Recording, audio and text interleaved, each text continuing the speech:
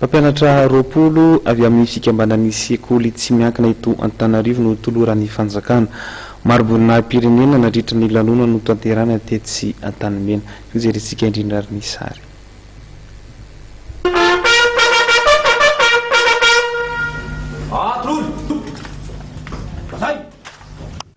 Mpanabe avy amin'ny sekoly tsy miankina misy 20 nomeny fanjakana marobona pirenena kandroa tamin'izy io dia nakarina commandeur de l'ordre national ary ny ambiny no salorana ny chevalier de l'ordre national. Ireo mpampianatra dia mpikambana anatin'ny DNELM na ny fikamban'ny mpampianatra avy amin'ny sekoly tsy miankina eto Antananarivo araka nambarana Andriamatoa Ratsimbazafy Celestin filohan'ny DNELM eto Antananarivo renivohitra.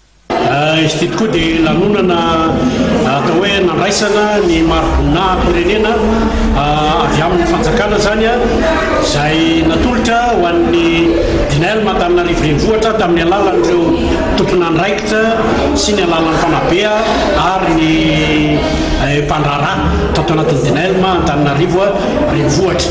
Ireo moa zany dia azo lazaina hoe tena mendrika ireo ary veriko fa resy lahatra ny amin'izany ny fotoram-panjakana natonga azy nanolotra zany marobonahitra izany tamin'ny alalan'ny ministera ny fanabeazam-pirenena izay soloiny secrétaire généraly tena moa niarahana tamin'ny ONEP, niarahana tamin'ny fianakaviam-ben'ny DNELM mihitsy DNELM national niarahana tamin'ny Cisco ary indrindrindrindra izay DNELM eto Antananarivo renivohitra dia nisy tamin'ireo ntolorana marobonahitra ireo moa zany no nahazo ny commandeur de l'ordre national sy nahazo chevalier de l'ordre national.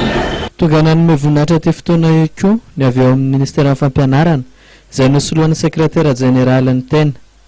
Nandritra ty fotoana ity ihany koa dia sekoly misy 50 no tolorana mari-pankasitrahana no ny fahaiza-manao sy fahaiza-mitantana teo amin'ireo sekoly ireo izay nisan'ny notolorana izany lycée privé Sofianatra izay no tarihan'ny Taleny Ramatoa Ranitriniala Noromalala.